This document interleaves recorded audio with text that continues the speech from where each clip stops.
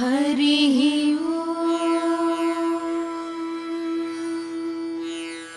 नाम्नां शास्त्रसहस्रं च ब्रूहि गार्य महामते। महालक्ष्म्या महादेव्या भुक्तिमुक्त्यर्थसिद्धये। श्रीगार्ग्य उवाच सनत्कुमारमासीनं द्वादशादित्यसन्निभम् अपृच्छन् योगिनो भक्त्या योगिनामर्धसिद्धये। सर्वलौकिककर्मभ्यो विमुक्तानां हिताय वै भुक्तिमुक्तिप्रदं जप्यमनुब्रूहि दयानिधे। सनत्कुमार भगवन् सर्वज्ञोऽसि विशेषतः आस्तिक्यसिद्धये नॄणां क्षिप्रं धर्मार्थसाधनम्। आद्यन्तिमानवाः सर्वे धनाभावेन केवलम् सिद्ध्यन्ति धनिनोऽन्यस्य नैव धर्मार्थकामनाः। दारिद्र्यध्वंसिनी नाम केन विद्या प्रकीर्तिता केन वा ब्रह्म विद्यापि केन मृत्युविनाशिनी। सर्वेषां सारभूतैका विद्या नाम केन कीर्तिता प्रत्यक्षसिद्धिदा ब्रह्मन् तामाचक्ष्वदयानिधे। सनत्कुमार उवाच साधु पृष्टं महाभागा सर्वलोकहितैषिणीः महतामेष धर्मश्च नान्येषामिति मे मतिः। ब्रह्म विष्णु महादेव महेन्द्रादिमहात्मभिः सम्प्रोक्तं कथयामि यज्ञ लक्ष्मी नाम सहस्रकम्। यस्योच्चारणमात्रेण दारिद्र्यान्मुच्यते नरः किं पुनस्तज्जपाज्ञापि सर्वेष्टार्थानवाप्नुयात्। अस्य श्रीलक्ष्मी दिव्य सहस्रनाम स्तोत्र महामन्त्रस्य आनन्दकरमचिक्लीतेन्दिरा सुतादयो महात्मानो महर्षयः अनुष्ठुप् छन्दः। विष्णुमाया शक्तिः महालक्ष्मी परा देवता। श्री महालक्ष्मी प्रसादद्वारा सर्वेष्टार्थसिद्ध्यर्थे जपे विनियोगः। ध्यानम् पद्मनाभप्रियां देवीं पद्माक्षीं पद्मवासिनीं पद्मवक्त्रां पद्महस्तां वन्दे पद्मामहर्निशिम्। पूर्णेन्दुबिम्बवदनां रत्नाभरणभूषितां वरदाभयहस्ताभ्यां ध्यायेच्चन्द्रसहोदरीम्। इच्छारूपां भगवतः सच्चिदानन्दरूपिणीं सर्वज्ञां सर्वजननीं विष्णुवक्षस्थलालयां दयाळुमनिशं ध्यायेत् सुखसिद्धिस्वरूपिणी। हरिः नित्यागतानन्त नित्यानन्दिनी जनरञ्जनी नित्यप्रकाशिनी चैव स्वप्रकाशस्वरूपिणी। महालक्ष्मीर्महाकाली महाकन्या सरस्वती भोगवैभव संधात्री भक्तानुग्रहकारिणी। ईशावास्या महामाया महादेवी महेश्वरी हृल्लेखा परमाशक्तिर्मातृका बीजरूपिणी। नित्यानन्दा नित्यबोधा नादिनी जनमोदिनी सत्यप्रत्ययिनी चैव स्वप्रकाशात्मरूपिणी। त्रिपुरा भैरवी विद्या हंसा वागीश्वरी शिवा वाग्देवी च महारात्रिः कालरात्रिस्त्रिलोचनी। भद्रकाली कराली च महाकाली तिलोत्तमा काली करालवक्त्रान्ता कामाक्षी कामदा शुभा। चण्डिका चण्डरूपेशा चामुण्डा चक्रधारिणी त्रैलोक्य जननी देवी त्रैलोक्य विजयोत्तमा। सिद्धलक्ष्मी क्रिया लक्ष्मीर्मोक्षलक्ष्मी प्रसादिनी उमा भगवती दुर्गा चैन्द्री दाक्षायणी शिखा प्रत्यङ्गिराधरा वेला लोकमाता हरिप्रिया। पार्वती परमा देवी ब्रह्म विद्या प्रदायिनी अरूपा बहुरूपा च विरूपा विश्वरूपिणी। पंचभूतात्मिका वाणी पंचभूतात्मिका परा कालिका पंचिका वाग्नि हविः प्रत्यधिदेवता। देवमाता सुरेशाना वेदगर्भाम्बिका धृतिः संख्या जातिः क्रिया शक्तिः प्रकृतिर्मोहिनी मही। यज्ञ विद्या महाविद्या गुह्य विद्या विभावरी ज्योतिष्मती महामाता सर्वमन्त्रफलप्रदा। दारिद्र्यध्वंसिनी देवी हृदयग्रन्थिभेदिनी सहस्रादित्य संकाशा चन्द्रिका चन्द्ररूपिणी गायत्री सोम सम्भूतिः सावित्री प्रणवात्मिका शाङ्करी वैष्णवी ब्राह्मी सर्वदेव नमस्कृता दुर्गा सेव्या कुबेराक्षी करवीर निवासिनी जया च विजया चैव जयन्ती च पराजिता कुब्जिका कालिका शास्त्री वीणा पुस्तकधारिणी सर्वज्ञ शक्ति श्री शक्तिर्ब्रह्म विष्णु शिवात्मिका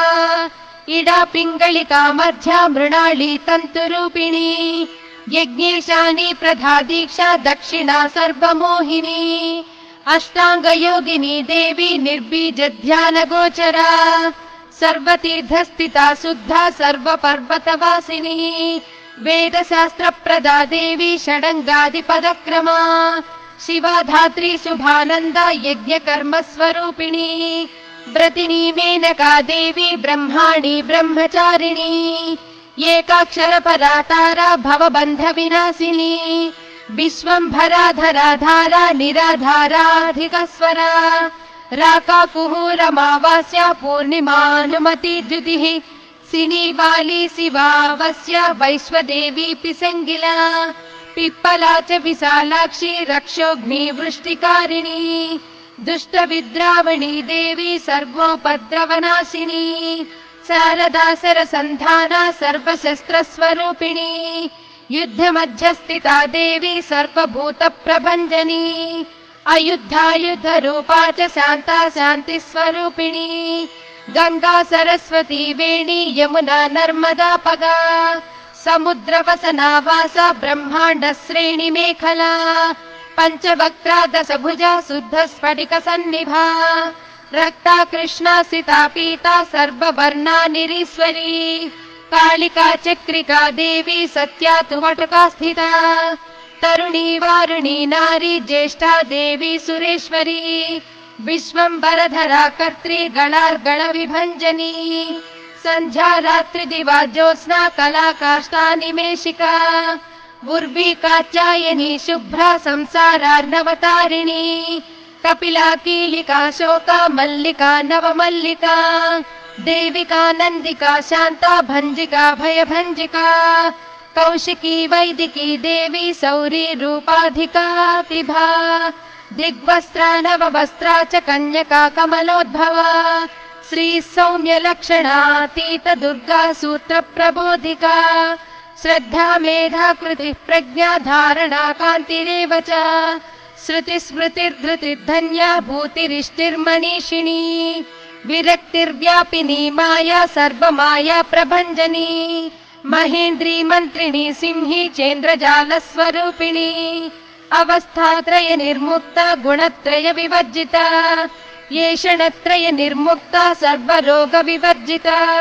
योगी ध्यानान्तगम्या च योग ध्यान परायणा त्रयी शिखा विशेषज्ञा वेदांत ज्ञान रूपिणी भारती कमला भाषा पद्मा पद्मवती कृतिः गौतमी गोमती गौरी ईशाना हंसवाहिनी नारायणी प्रभाधारा जाह्नवी शंकरात्मजा चित्रघंटा सुनंदा श्रीर्मानवी मनसंभवा स्तंभिनी क्षोभिणी मारी ब्राह्मिणी शत्रुमारिणी मोहिनी द्वेषिणी वीरा अघोरा रुद्ररूपिणी रुद्रैकादशिनी पुण्या कल्याणी लाभकारिणी देवदुर्गा महादुर्गा स्वप्न दुर्गा अष्टभैरवी सूर्य चंद्राग्नि रूपा च ग्रह नक्षत्र रूपिणी बिंदुनाद कलातीता बिंदुनाद कलात्मिका दशवायुजयाकारा कणा षोडश संयुता काश्यपी कमला देवी नाद चक्र निवासिनी मृडाधारा स्थिरा गुह्या देविका चक्र रूपिणी अविद्या सर्वरी भुंजा जंभासुर निवर्हिणी श्रीकाया श्रीकला शुभ्रा कर्म निर्मूलकारिणी आदिलक्ष्मीर्गुणाधारा पंच ब्रह्मात्मिका परा श्रुतिर्ब्रह्म मुखावासा सर्व संपत्ति रूपिणी मृत संजीवनी मैत्री कामिनी कामवज्जिता निर्वाण मार्गदा देवी हंसिनी कालिका क्षमा सपर्या गुणिनी भिन्ना निर्गुणा खंडित शुभा स्वामिनी वेदिनी सख्या शाम्बरी चक्रधारिणी दण्डिनी मुण्डिनी व्याघ्री सिकिनी सोमसंहतिः चिन्तामणिश्चिदानन्दा पञ्चबाण प्रबोधिनी बाणश्रेणिः सहस्राक्षी सहस्रभुज पादुका सन्ध्या बलिस्त्रिसन्ध्याख्या ब्रह्माण्डमणिभूषणा वासवी वारुणी सेना कुलीका मन्त्ररञ्जनी जितप्राणस्वरूपा च कान्ता काम्यवरप्रदा मन्त्र ब्राह्मण विद्यार्था नादरूपा हविष्मती अधर्वणि श्रुतिः शून्य कल्पना वर्जिता सती सत्ता जातिः प्रमामेया प्रमितिः प्राणदा गतिः अवर्णा पञ्चवर्णा च सर्वदा भुवनेश्वरी त्रैलोक्यमोहिनी विद्या सर्वभर्त्रीक्षराक्षरा हिरण्यवर्णा हरिणी सर्वोपद्रवनाशिनी कैवल्य पदवी रेखा सूर्यमण्डल संस्थिता सोममण्डल मध्यस्था वह्निमण्डल संस्थिता वायुमण्डल मध्यस्था व्योममण्डल संस्थिता चक्रिका चक्र मध्यस्था चक्रमार्ग प्रवर्तिनी कोकिलाकुल चक्रेशा पक्षतिः पङ्क्ति पावनी सर्वसिद्धान्त मार्गस्था षड्वर्णावरवर्जिता शतरुद्रहराहन्त्री सर्वसंहारकारिणी पुरुषा पौरुषी तुष्टिः सर्वतन्त्र प्रसूतिका अर्धनारीश्वरी देवी सर्वविद्याप्रदायिनी भार्गवी याजुषी विद्या सर्वोपनिषदा स्थिता व्योमकेशाखिल प्राणा पञ्चकोश विलक्षणा पञ्चकोशात्मिका प्रत्यक् पञ्च ब्रह्मात्मिका शिवा जगज्जराजनित्री च पञ्चकर्मा प्रसूतिका वाग्देव्याभरणाकारा सर्वकाम्यस्थिता स्थितिः अष्टादश चतुष्षष्टि पीठिका विद्यया युता कालिका कर्षणश्यामा यक्षिणी किन्नरेश्वरी केतकी मल्लिका शोका वाराही धरणी ध्रुवा नारसिंही महोग्रास्या भक्ता नामार्तिनाशिनी अंतर्बला स्थिरा लक्ष्मीर्जरा मरणनाशिनी श्रीरञ्जिता महाकाया सोम सूर्याग्निलोचना अदितिर्देव माता च अष्टपुत्रा अष्टयोगिनी अष्टप्रकृतिरष्टाष्ट विभ्राजद्विकृताकृतिः दुर्भिक्षध्वंसिनी देवी सीता सत्या च रुक्मिणी ख्यातिजा भार्गवी देवी देवयोनिस्तपस्विनी शाकम्भरी महाशोणा गरुडोपरि संस्थिता सिंहगा व्याघ्रगा देवी वायुगा च महाद्रिगा अकारादिक्षकारान्ता सर्वविद्याधिदेवता मन्त्रव्याख्यान निपुणा ज्योतिश्शास्त्रैकलोचना इडा पिङ्गलिका मध्य सुषुम्ना ग्रन्थिभेदिनी कालचक्राश्रयोपेता कालचक्रस्वरूपिणी वैशारदी श्रेष्ठा वरिष्ठा सर्वदीपिका वैनायकी वरारोहो श्रोणी वेला बहिर्बलिः जम्भिनी जृम्भिणी जृम्भकारिणी गणकारिका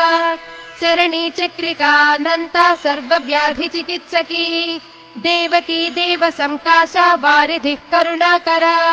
सर्वरी सर्वसम्पन्ना सर्वपाप प्रभञ्जनी एकमात्रा द्विमात्रा च त्रिमात्रा च तथा परा अर्धमात्रा परा सूक्ष्मा सूक्ष्मार्धार्धपरा परा एकवीरा विशेषाख्या षष्ठी देवी मनस्विनी नैष्कर्म्या निष्कला लोका ज्ञान कर्माधिका गुणा सबन्ध्वानन्द सन्दोहा व्योमाकारा निरूपिता गद्य पद्मात्मिका वाणी सर्वालङ्कार संयुता साधु बन्ध पदन्यासा सर्वौका घटिका बलिः षट्कर्मा कर्कशाकारा सर्वकर्म विवर्जिता आदित्यवर्णा चापर्णा कामिनी वररूपिणी ब्रह्माणि ब्रह्म सन्ताना वेदवागीश्वरी शिवा पुराणन्याय मीमांसा धर्मशास्त्रागमश्रुता सद्यो वेदवती सर्वा हंसी विद्याधिदेवता विश्वेश्वरी जगद्धात्री विश्वनिर्माणकारिणी वैदिकी वेदरूपा च कालिका कालरूपिणी नारायणी महादेवी सर्वतत्त्वप्रवर्तिनी हिरण्यवर्णरूपा च हिरण्यपदसम्भवा कैवल्यपदवी पुण्या कैवल्यज्ञानलक्षिता ब्रह्म सम्पत्तिरूपा च ब्रह्म सम्पत्तिकारिणी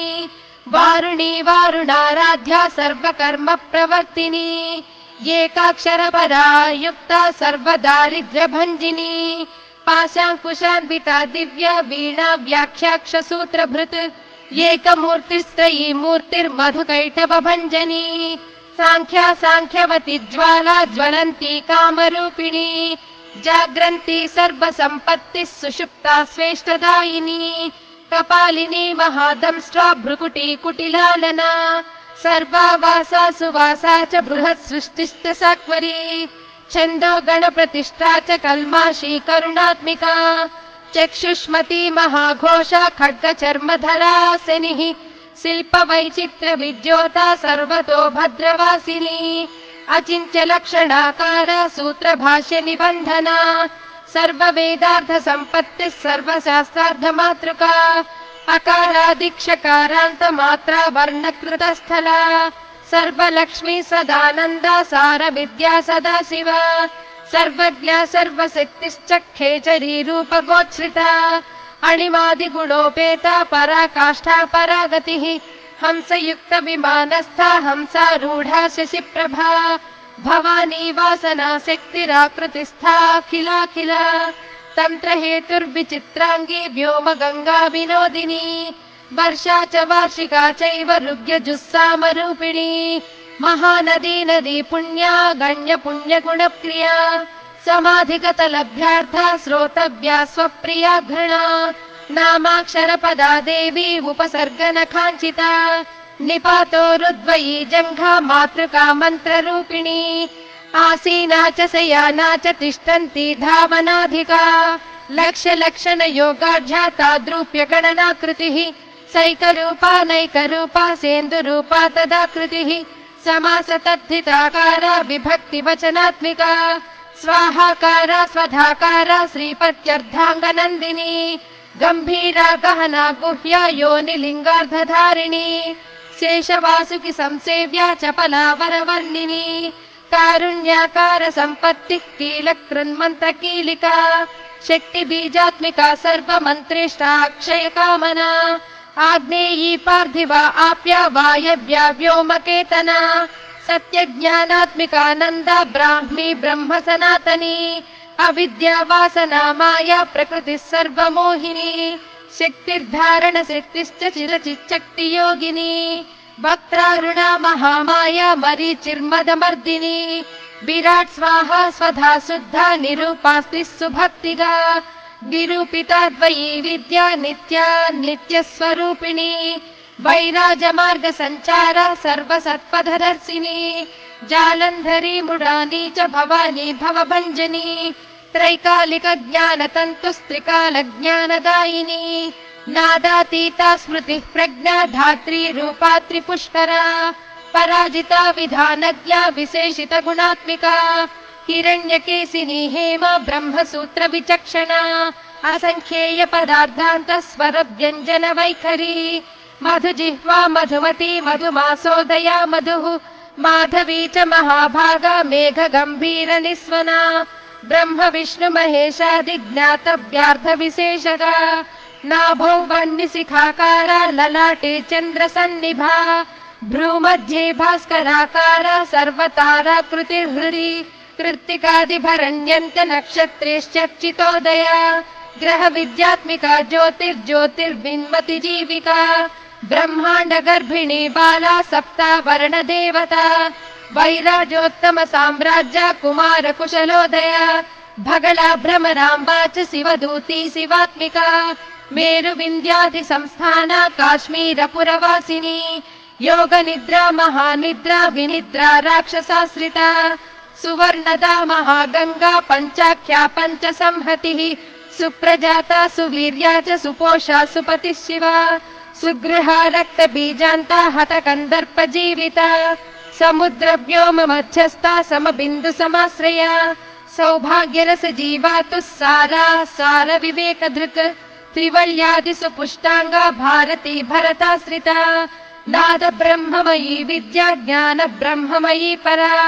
ब्रह्मनाडी निरुक्तिश्च ब्रह्म कैवल्य साधना कालकेय महोदार लील विक्रम रूपिणी बडबाग्निशिखा वक्त्रा महाकबलतर्पणा महाभूता महादर्पा महासारा महाक्रतुः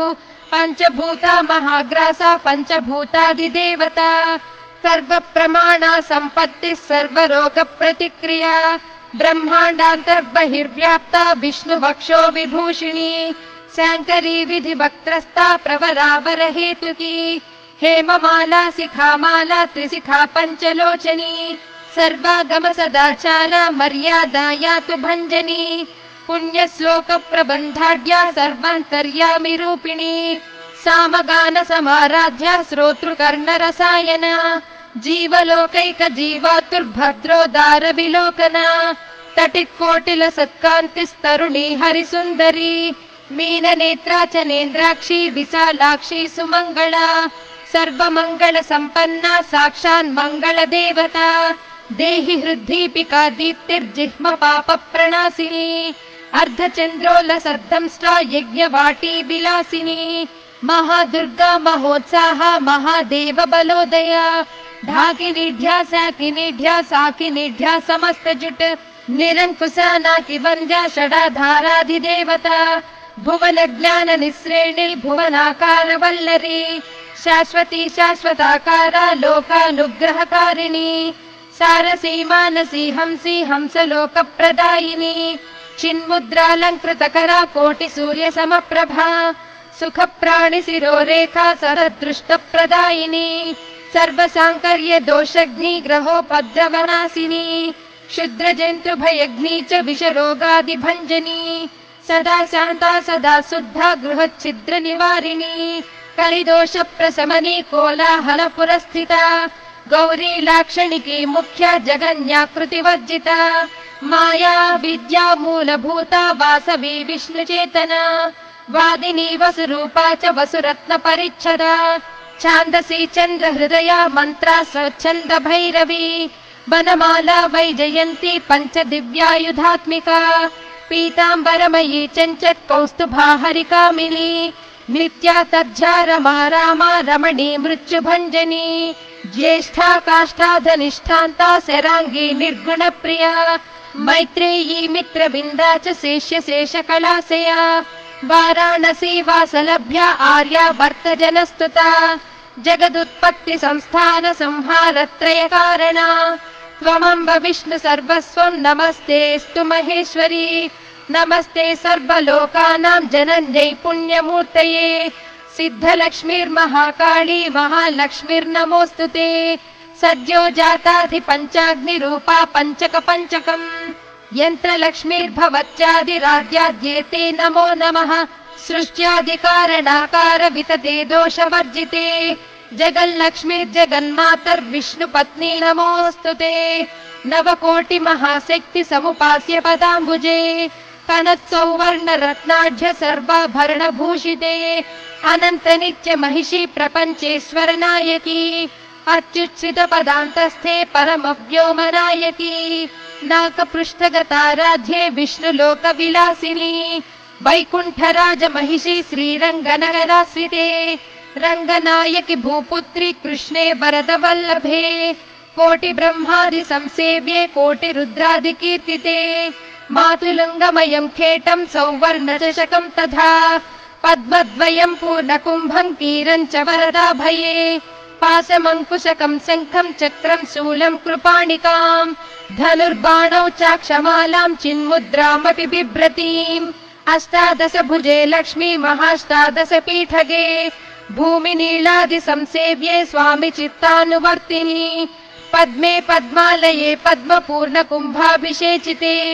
इन्दिरेन्द्रिन्दिराभाक्षि क्षीरसागर कन्यके भार्गवी त्वं स्वतन्त्रेच्छा वशीकृत जगत्पतिः मङ्गलं मङ्गलानां त्वं देवतानां च देवता त्वमुत्तमोत्तमानां च त्वं श्रेयः परमामृतम् धनधान्याभिवृद्धिश्च सार्वभौम सुखोत्सया आन्दोलिकादि सौभाग्यं मत्ते भाति महोदयः पुत्रपौत्राभिवृद्धिश्च विद्या भोगबलाधिकम् आयुरारोग्य सम्पत्तिरष्टैश्वर्यं त्वमेव हि परमेश विभूतिश्च सूक्ष्मात् सूक्ष्मतरा गतिः तदयापाङ्ग सन्दत्त ब्रह्मेन्द्रादिपदस्थितिः अव्याहत महाभाग्यं त्वमेवाक्षोभ्य विक्रमः समन्वयश्च वेदानामविरोधस्त्वमेव हि निःश्रेयसपदप्राप्ति साधनं फलमेव च श्रीमन्त्रराजराज्ञी च श्रीविद्याक्षेमकारिणी श्रीं बीजजपसन्तुष्टा ऐं ह्रीं श्रीं बीजपालिका प्रपत्तिमार्गसुलभा विष्णुप्रथम किङ्करी क्लीङ्कारार्धसवित्री च सौमङ्गल्यादिदेवता श्रीषोडशाक्षरी विद्या श्रीयन्त्रपुरवासिनी सर्वमङ्गलमाङ्गल्ये शिवे सर्वार्थसाधिके शरण्ये त्र्यम्बके देवी नारायणि नमोऽस्तु ते पुनः पुनर्नमस्तेऽस्तु साष्टाङ्गमयुतं पुनः सनत्कुमार उवाच एवं स्तुता महालक्ष्मीर्ब्रह्मरुद्रादिभिः सुरैः नमद्भिरार्तैः दीनैश्च निःसद्वैर्भोगवर्जितैः ज्येष्ठाजुष्टैश्च निःश्रीकैः संसारात् स्वपरायणैः विष्णुपत्नी ददौ तेषां दर्शनं दृष्टितर्पणम् शरत्पूर्णेन्दुकोट्याभधवलापाङ्गवीक्षणैः सर्वान् सत्त्वसमाविष्टां चक्रे हृष्टा वरं ददौ महालक्ष्मीरुवाच नाम्नां साष्टसहस्रं मे प्रमादाद्वापि यः सकृत् कीर्तयेत् तत्कुले सत्यं वसाम्याचन्द्रतारकम् किं पुनर्नियमाज्जप्तुर्मदेकशरणस्य च मातृवत्सानुकम्पाहं पोषकी स्यामहर्निशम् मन्नाम स्मरतां लोके दुर्लभं नास्ति चिन्तितम् मत्प्रसादेन सर्वेऽपि स्वस्वेष्टार्धमवाप्स्यत लुप्तवैष्णवधर्मस्य मर्वतेष्वकीर्णिनः भक्तिप्रपत्तिहीनस्य वन्द्यो नाम्नां जपोऽपि मे तस्मादवश्यं तैर्दोषैर्विहीनः पापवर्जितः जपेत् साष्टसहस्रं मे नाम्नां प्रत्यहमादरात् साक्षादलक्ष्मीपुत्रोऽपि दुर्भाग्योऽप्यलसोऽपि वा अप्रयत्नोऽपि मूढोऽपि विकलः पतितोऽपि च अवशात् प्राप्नुयात् भाग्यं मत्प्रसादेन केवलम् स्पृहेयमचिरार्देव वरदानाय जापिनः ददामि सर्वमिष्टार्थं लक्ष्मीति स्मरतां ध्रुवम् सनत्कुमार उवाच इत्युक्त्वान्तर्ददे लक्ष्मीर्वैष्णवी भगवत्कला इष्टापूर्तं च सुकृतं भागधेयं च चिन्तितम् स्वं स्वं स्थानं च भोगं च विजयं लेभिरे सुराः तदेतत्प्रवदाम्यज्य लक्ष्मी नाम सहस्रकम् योगिनः पठत क्षिप्रं चिञ्चितार्थानवाप्स्यत गार्ग्य उवाच सनत्कुमार योगीन्द्र इत्युक्त्वा सदयानिधिः अनुगृह्य ययौ क्षिप्रं तांश्च द्वादश योगिनः तस्मादेतद्रहस्यं च गोप्यं जप्यं प्रयत्नतः अष्टम्यां च चतुर्दश्यां नवम्यां भृगुवासरे पौर्णमास्यां ममायां च सर्वकाले विशेषतः जपेद्वा नित्यकार्येषु सर्वान् कामान् अवाप्नुयात् इति श्रीलक्ष्मी सहस्रनामस्तोत्रं समाप्तम्। लक्ष्मीं क्षीरसमुद्रराजतनयां श्रीरङ्गधामेश्वरी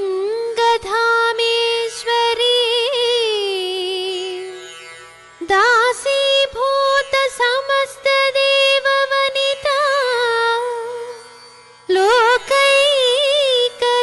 लोकैकदीपाङ्कुरा श्रीमन्मन्दकटाक्षलब्धविभवत्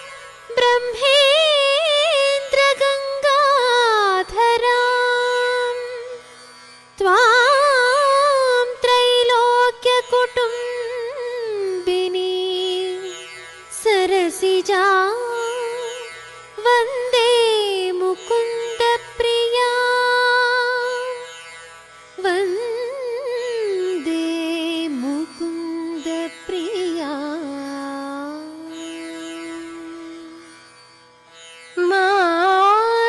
मातर्नमामि कमले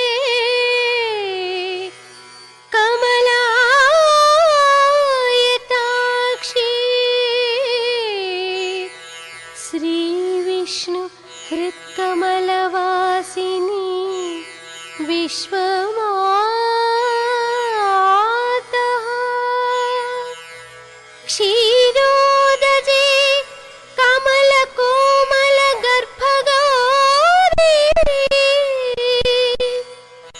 लक्ष्मी प्रसीद सततं नमतां शरण्ये लक्ष्मी प्रसीद सततं नमतां शरण्ये।